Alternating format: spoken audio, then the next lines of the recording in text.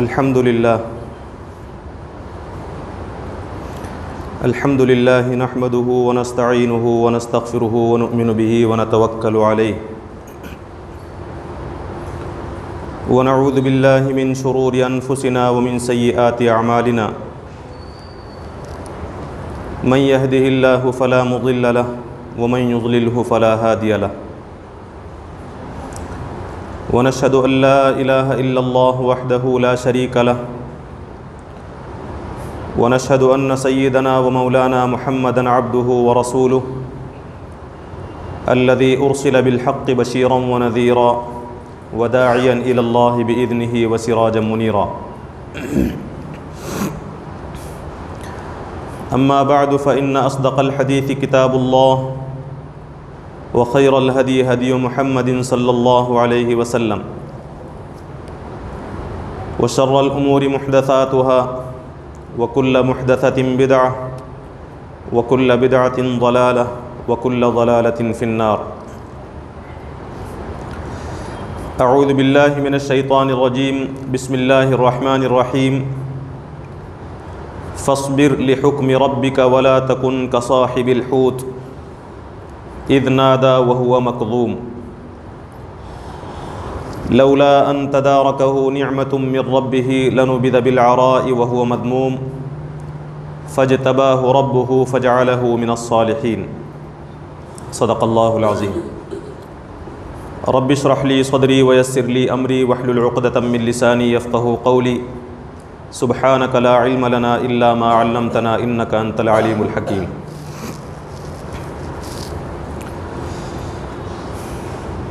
قابل احترام معزز بزرگوں، محترم نوجوان دوستوں اور بھائیوں، انسانوں کی ہدایت کے لیے اللہ تبارک و تعالی نے جن انبیاء علیہم الصلاۃ والسلام کو اس دنیا میں مبعوث فرمایا ہے، ان میں سے ایک اہم ترین اور عظیم الشان نبی حضرت یونس علیہ الصلاۃ والسلام ہیں۔ قرآن مجید میں 6 صورتوں میں ان کا ذکر آیا ہے، جس میں 2 صورتوں میں صرف نام کے ساتھ ذکر ہے، اور بقیہ 4 صورتوں کے اندر سورہ صافات میں، سورہ انبیاء میں اور سورہ قلم وغیرہ میں آپ کے واقعے کی تفصیل بیان کی گئی ہے، اور 2 جگہ پر حضرت یونس علیہ الصلاۃ والسلام کو ان کے نام کے بجائے مچھلی والے کے نام سے انہیں یاد کیا گیا ہے۔ ایک جگہ کہا گیا ہے کہ وذن نون، کہ آپ نون والے ہیں، نون سے مراد مچھلی ہے، اور ایک جگہ آپ کو صاحب الحوت قرار دیا ہے کہ آپ حوت والے ہیں۔ حوت کے معنی بھی مچھلی کے ہیں،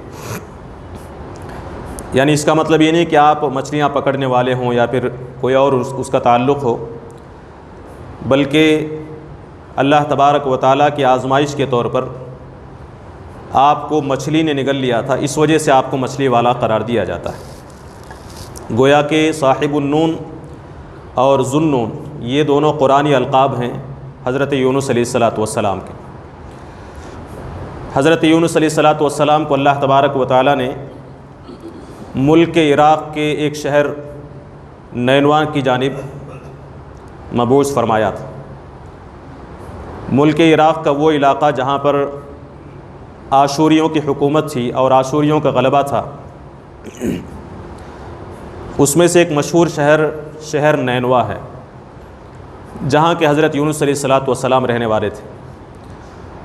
اس دور میں، یعنی حضرت عیسیٰ علیہ الصلاۃ والسلام سے تقریباً 800 سال پہلے کا یہ دور ہے، جب حضرت یونس علیہ الصلاۃ والسلام کو اس دنیا میں بھیجا گیا نبی بنا کر۔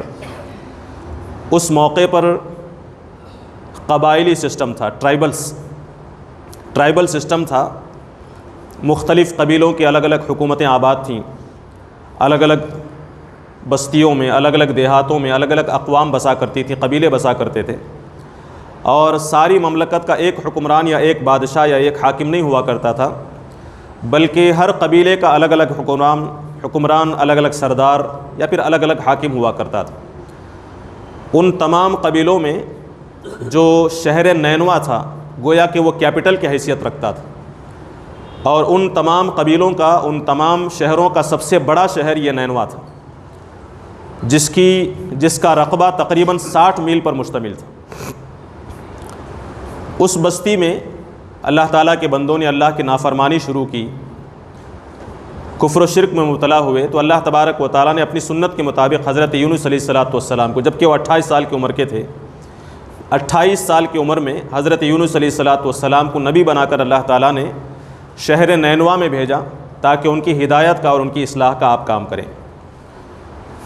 کئی سالوں تک حضرت یونس علیہ السلام نے وہاں ہدایت کا کام کیا، لوگوں کو اللہ تعالیٰ کی طرف دعوت دی، توحید کی حقیقت سے واقف کرایا، انسانی زندگی کی حقیقت اور اس کے پیدا کرنے کے مقصد کو انہوں نے بیان کیا۔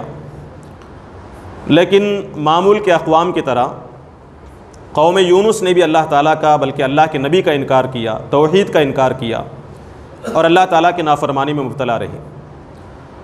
بار بار کے سمجھانے کے باوجود وہ قوم اللہ تعالیٰ پر ایمان نہیں لائی، تو ایک وقت ایسا آیا کہ حضرت یونس علیہ السلام ان سے ناراض ہوئے۔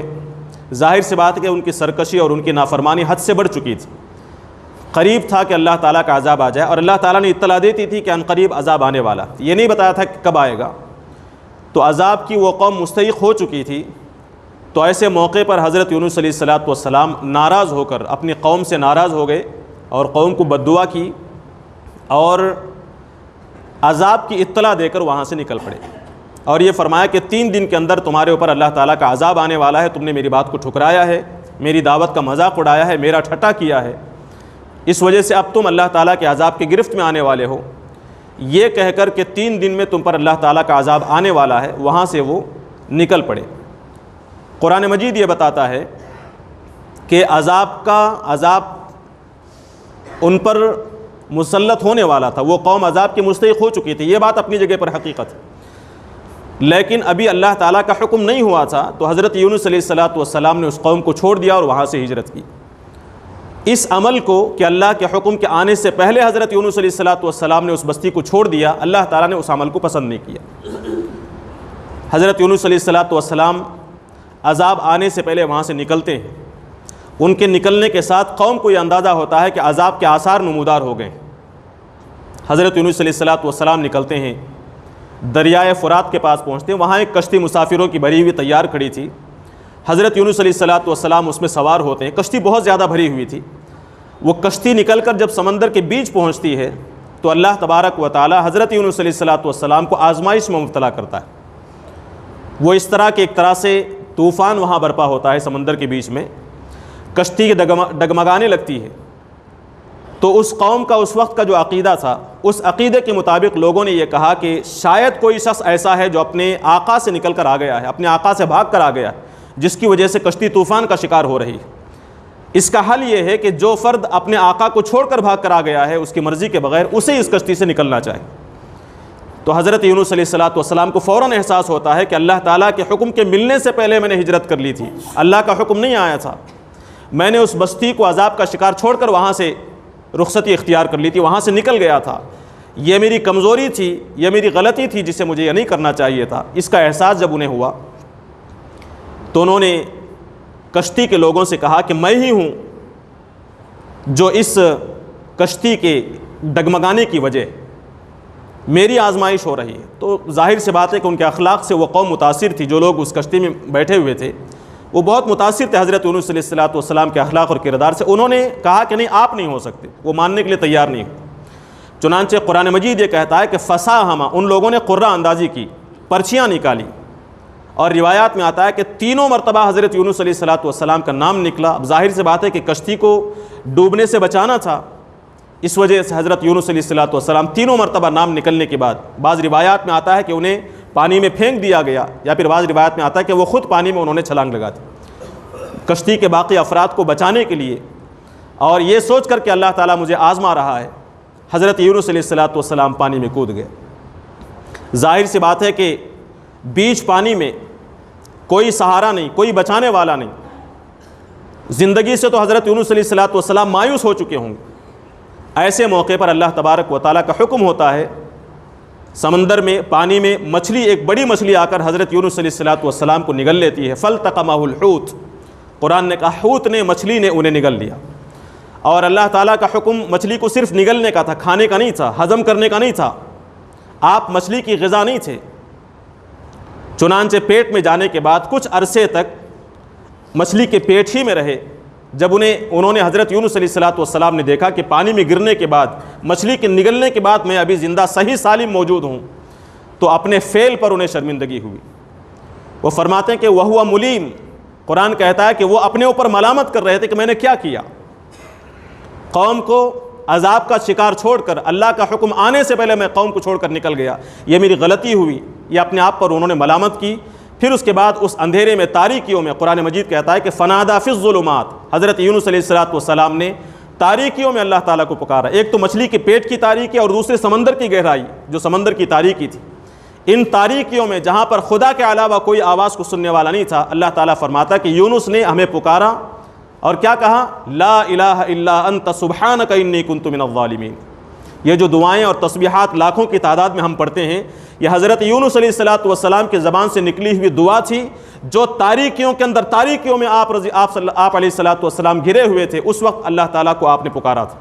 فرمایا کہ اے اللہ، تیرے سوا کوئی معبود نہیں، سبحانک، تو پاک ہے، ہر قسم کے عیب سے پاک ہے، انی کنت من الظالمین، اصل میں ظالم ہوں، مجھ سے غلطی ہوئی، مجھ سے کمزوری ہوئی۔ مفسرین کی تفاسیر آپ اٹھا کر دیکھیں، علامہ آلوسی رحمۃ اللہ علیہ، فتح القدیر آپ اٹھائیں، روح المعانی اٹھائیں، قتادہ رضی اللہ عنہ کی تفسیر اٹھائیں، حضرت اشرف علی تھانوی رحمۃ اللہ علیہ کی تفسیر اٹھائیں، شبیر احمد عثمانی رحمہ اللہ کی تفسیر اٹھائیں۔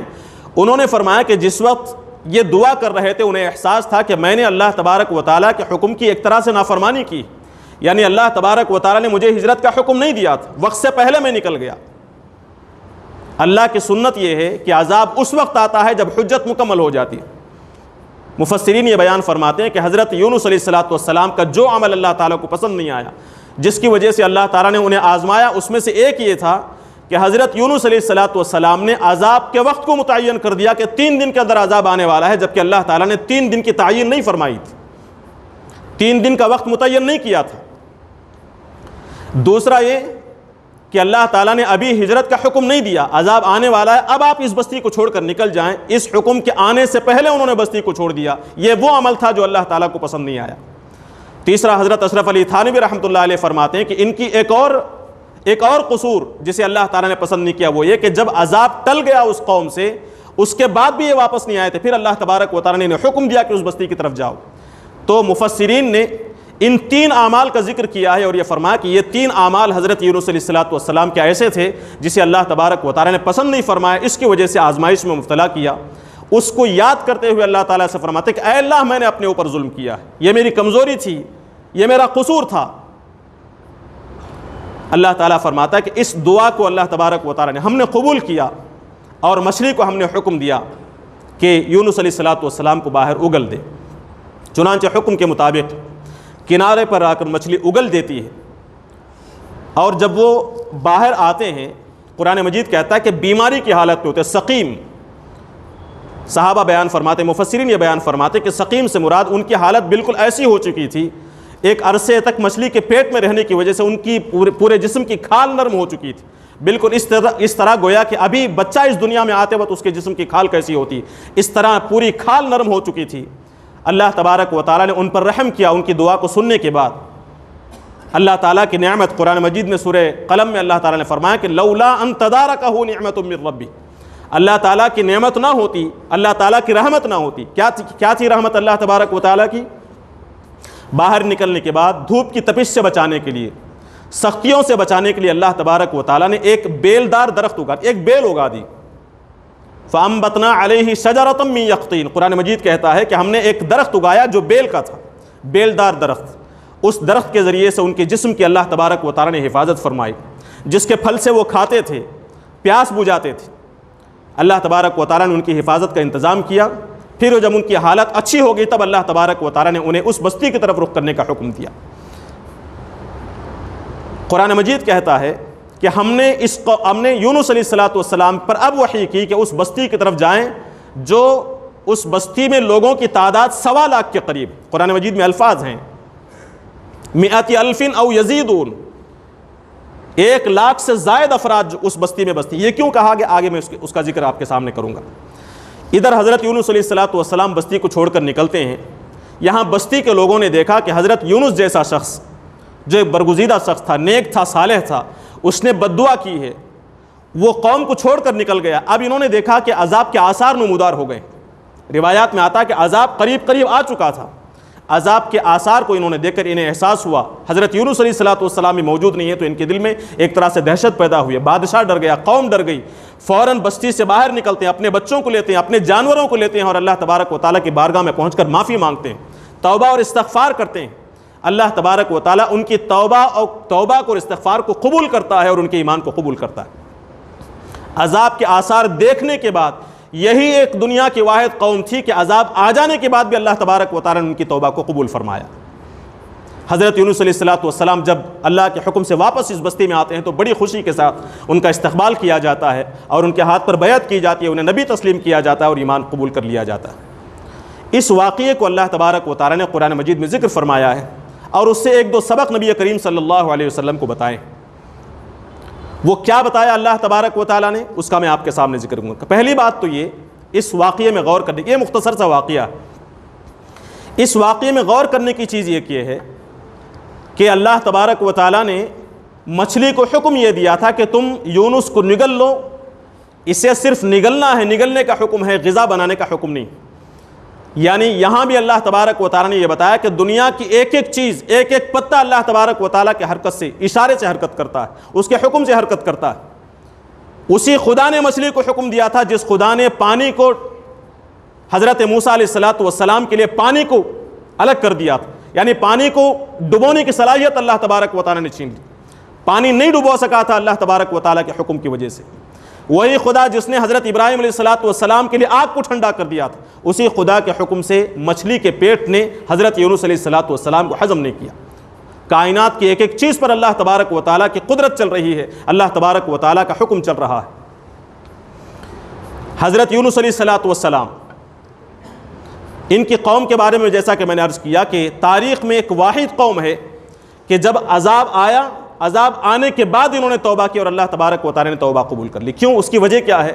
مفسرین یہ بتاتے ہیں کہ قرآن مجید کی یہ سنت, اللہ تبارک و تعالیٰ کی یہ سنت ہے کہ اللہ تبارک و تعالیٰ اس وقت تک کسی قوم پر عذاب نازل نہیں کرتا جب تک کہ حجت قائم نہ ہو جائے, حجت مکمل نہ ہو جائے.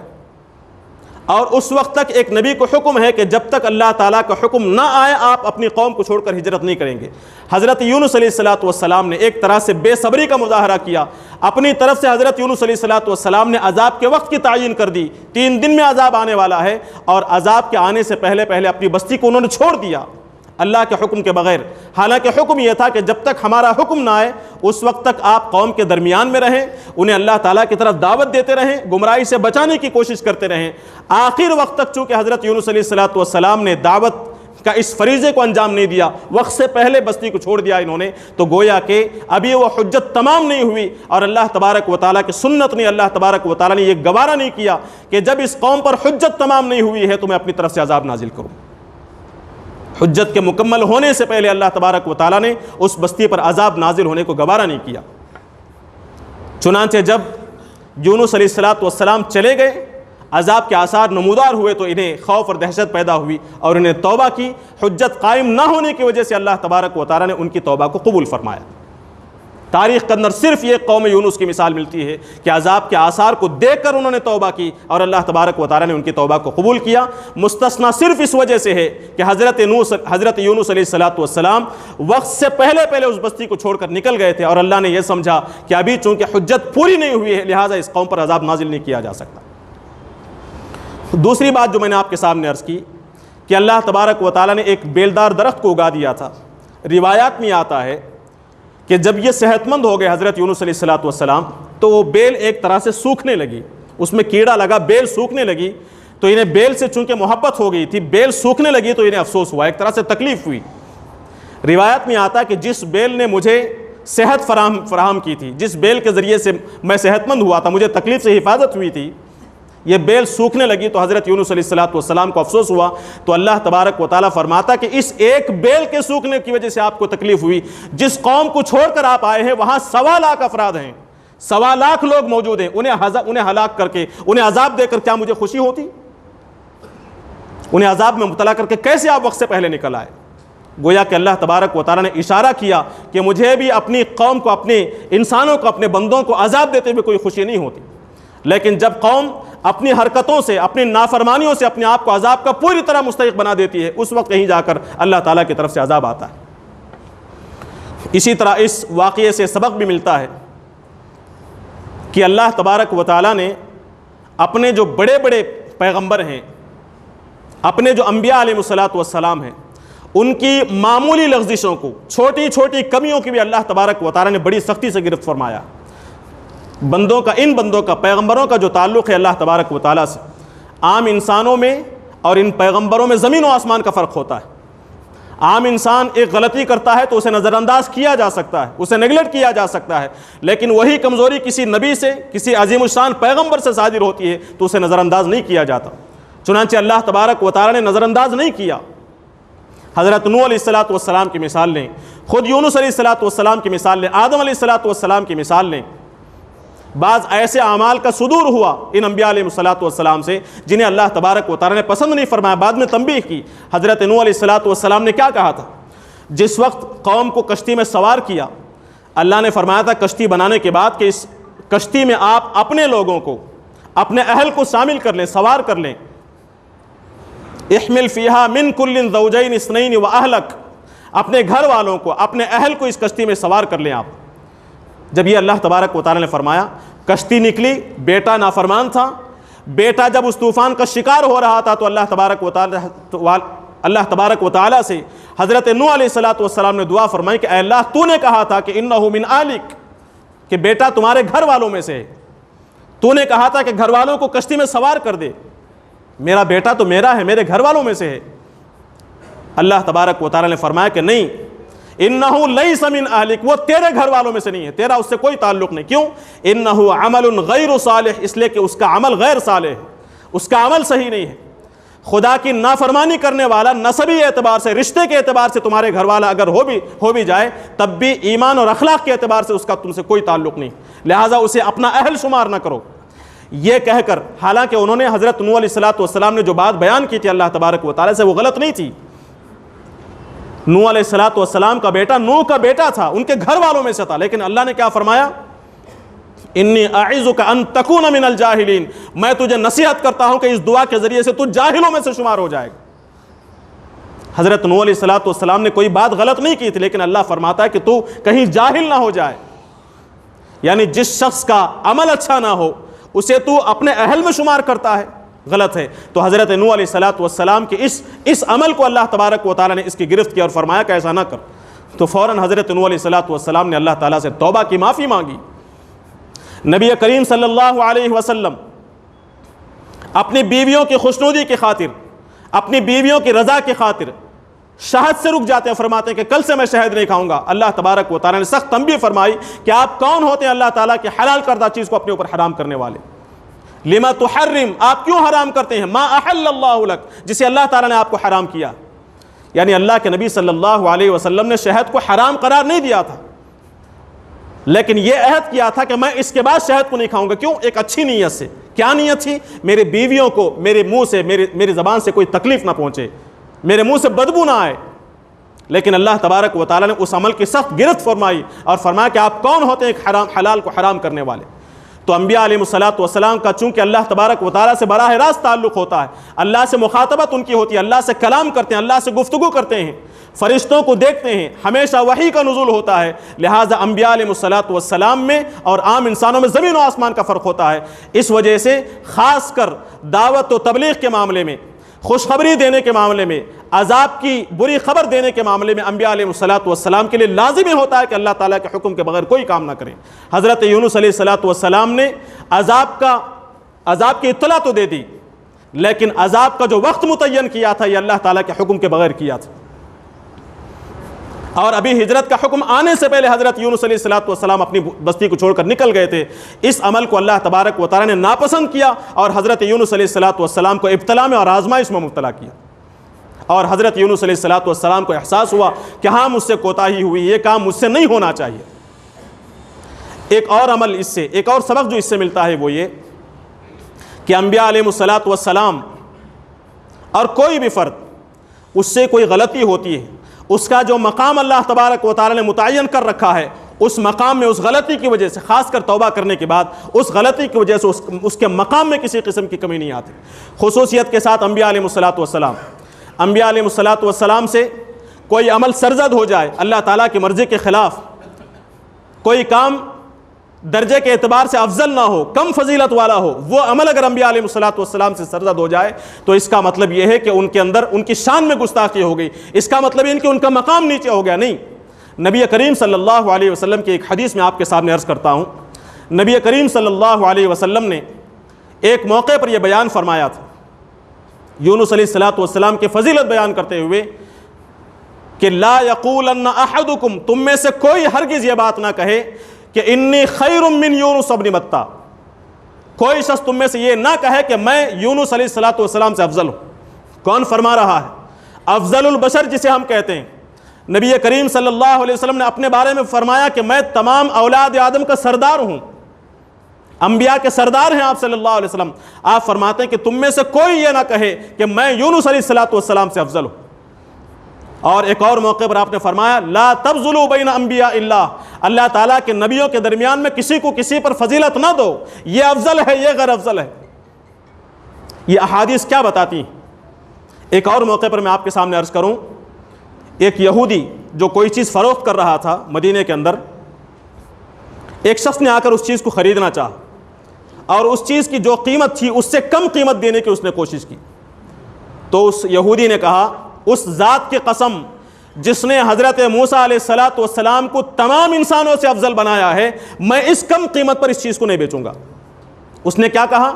اس ذات کی قسم جس نے موسیٰ علیہ السلام کو تمام انسانوں سے افضل بنایا۔ یہ بات قریب کے ایک انصاری صحابی نے سنی، انہیں غصہ آیا۔ نبی کریم صلی اللہ علیہ وسلم موجود ہیں، تمام انسانوں کے سردار ہیں، ان کی موجودگی میں یہ شخص کہتا ہے کہ موسیٰ علیہ الصلاۃ والسلام افضل البشر ہیں، یہ کہہ کر، یہ سوچ کر اس نے ایک تماچا رشید کر دیا اس یہودی پر۔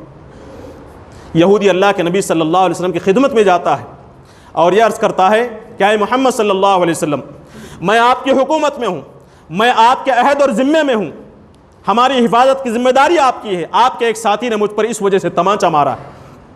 نبی کریم صلی اللہ علیہ وسلم نے معاملہ معلوم کیا تو معلوم ہوا کہ حضرت موسیٰ علیہ الصلاۃ والسلام کو افضل قرار دینے کی وجہ سے انصاری صحابی نے اس یہودی کو مارا ہے۔ تو نبی کریم صلی اللہ علیہ وسلم کا چہرہ غصے سے سرخ ہو جاتا ہے۔ اس وقت اللہ کے نبی صلی اللہ علیہ وسلم فرماتے ہیں کہ کسی نبی کو کسی نبی پر فضیلت نہ دو، اور فرماتے ہیں کہ قیامت کا دن ہوگا جب سور پھونکا جائے گا، سب مر جائیں گے، پھر دوبارہ زندہ کرنے کے لیے سور پھونکا جائے گا تو سب سے پہلے میں بیدار ہوں گا، اور میں یہ سمجھ رہا ہوں گا کہ سب سے پہلے میں بیدار ہوا ہوں، لیکن میں دیکھوں گا کہ حضرت موسیٰ علیہ الصلاۃ والسلام عرش کو تھامے ہوئے موجود ہیں۔ اللہ کے نبی صلی اللہ علیہ وسلم فرماتے ہیں مجھے نہیں معلوم کہ جب سب لوگ سور کے نتیجے میں بے ہوش ہو گئے، ختم ہو گئے، تو حضرت موسیٰ علیہ الصلاۃ والسلام بے ہوش ہوئے تھے یا نہیں، مجھے نہیں معلوم۔ ہو سکتا ہے کہ دنیا میں اللہ کو دیکھنے کی جو خواہش انہوں نے کی تھی اور اللہ تبارک و تعالیٰ نے پہاڑ پر اپنی تجلی ظاہر کی تھی، پہاڑ ریزہ ریزہ ہو گیا تھا، اس موقع پر حضرت موسیٰ علیہ الصلاۃ والسلام بے ہوش ہو گئے تھے، اس وجہ سے اللہ تعالیٰ نے اس دوسرے سور میں بے ہوش نہ کیا ہو سکتا ہے، یا پھر ہو سکتا ہے کہ بے ہوش ہو گئے ہوں لیکن مجھ سے پہلے وہ بیدار ہوئے ہوں۔ یہ کہہ کر اللہ کے نبی صلی اللہ علیہ وسلم اس اعتبار سے نہ حضرت موسیٰ علیہ الصلاۃ والسلام کو اس معاملے میں خود سے افضل قرار دے رہے ہیں اور انصاری صحابی کو تنبیہ کر رہے ہیں کہ کسی نبی کو کسی نبی پر فضیلت نہ دو۔ اس موقع پر پھر آپ صلی اللہ علیہ وسلم نے فرمایا میں لا افضل، میں اپنے آپ کو زیادہ فضیلت والا نہیں قرار دیتا حضرت یونس علیہ الصلاۃ والسلام سے۔ دو مقام پر آپ نے فرمایا، جس وقت موسیٰ علیہ الصلاۃ والسلام کے بارے میں یہ واقعہ ہو یہودی کا، اس موقع پر بھی آپ نے فرمایا کہ میں خود کو حضرت یونس ابن متہ علیہ الصلاۃ والسلام سے افضل قرار نہیں دیتا۔ یہ بات کیوں بیان کی گئی اسے آپ ذرا سمجھنے کی کوشش کریں۔ ان احادیث سے کیا معلوم ہوتا ہے کہ کسی نبی کو کسی نبی پر فضیلت نہیں دینی چاہیے، ایک نبی افضل ہیں دوسرے اس سے کچھ کمتر ہیں یہ نہیں کہنا چاہیے، اور حضور نے کہا فرمایا لا تفضلوا بین انبیاء اللہ، اللہ کے نبیوں کے درمیان میں کسی کو کسی پر فضیلت نہ دو۔ لیکن وہیں دوسری طرف اللہ کے نبی صلی اللہ علیہ وسلم فرماتے کہ انا سید ولد آدم، میں تمام اولاد آدم کا سردار ہوں۔ کیوں فضیلت دی آپ صلی اللہ علیہ وسلم نے؟ اور خود قرآن مجید کیا فرماتا ہے؟ تلک الرسل فضلنا بعضهم علی بعض، یہ جو رسول ہیں، یہ جو انبیاء ہیں، ہم نے ان میں سے بعض کو بعض پر فضیلت دی ہے۔ کیا مطلب ہوا اس کا؟ ایک طرف تو اللہ فرماتا ہے کہ ہم نے رسولوں کو ایک کے اوپر دوسروں کے مقابلے میں فضیلت دی ہے، اور دوسری طرف اللہ کے نبی صلی اللہ علیہ وسلم خود فرماتے ہیں کہ میں تمام اولاد آدم کا سردار ہوں، وہیں دوسری طرف فرماتے ہیں کہ مجھے یونس سے افضل قرار نہ دو اور انبیاء کے درمیان میں فضیلت نہ دو۔ اس کا کیا مطلب ہے؟ مطلب اس کا یہ ہے، محققین نے، مفسرین نے، شارحین حدیث نے بڑے اچھے انداز سے اس کی تشریح فرمائی ہے۔ اس کی تشریح ایک مفہوم اس کا یہ ہے کہ کسی نبی کو کسی نبی پر فضیلت دیتے ہوئے ایسا نہیں ہونا چاہیے کہ جس نبی کو اللہ نے جو مقام دیا ہے اس سے ہٹ کر اپنی طرف سے کوئی مقام دینے کی کوشش کی جائے۔ نبی کریم صلی اللہ علیہ وسلم کا، یونس علیہ السلام کا، موسیٰ علیہ السلام کا، اللہ نے قرآن و سنت نے جو مقام متعین کر دیا ہے وہی مقام رہنا چاہیے، اپنی طرف سے، اپنی رائے سے، اپنی طرف سے گھڑ کر کسی کو کوئی مقام دینے کی کوشش نہ کی جائے۔ نبی کریم صلی اللہ علیہ وسلم کو ان کے مقام سے اونچا کرنے کی کوشش نہ کی جائے، ایک مفہوم ہے۔ اس طرح اپنی رائے سے کوئی فضیلت نہ دو، اپنی اختراع سے، اپنی طرف سے گھڑ کر کوئی فضیلت نہ دو، ایک مفہوم یہ۔ دوسرا مفہوم یہ ہے کہ کسی نبی کی فضیلت بیان کرتے ہوئے ایسا طریقہ اختیار نہ کرو کہ ساری فضیلتیں ایک ہی نبی میں جمع کر دی جائیں اور اس طرح گویا کہ دوسرے نبی کے اندر کوئی فضیلت نہیں ہے، اس طرح فضیلتیں بیان نہ کرو۔ ایک اور مفہوم اس کا یہ ہے کہ انبیاء کے درمیان میں، دو نبیوں کے درمیان میں فضیلتیں بیان کرتے ہوئے ایسا طریقہ ہرگز اختیار نہ کرو کہ ایک نبی کی فضیلت کو تو آپ تسلیم کرتے ہیں لیکن دوسرے نبی کا درجہ کم بتاتے ہوئے آپ ایسا طریقہ اختیار کرتے ہیں کہ دوسرے نبی کی توہین ہونے لگے، دوسرے نبی کی شان میں گستاخی ہونے لگے، یہ ناجائز ہے۔ اس طرح فضیلت دینے کی اجازت نہیں ہے۔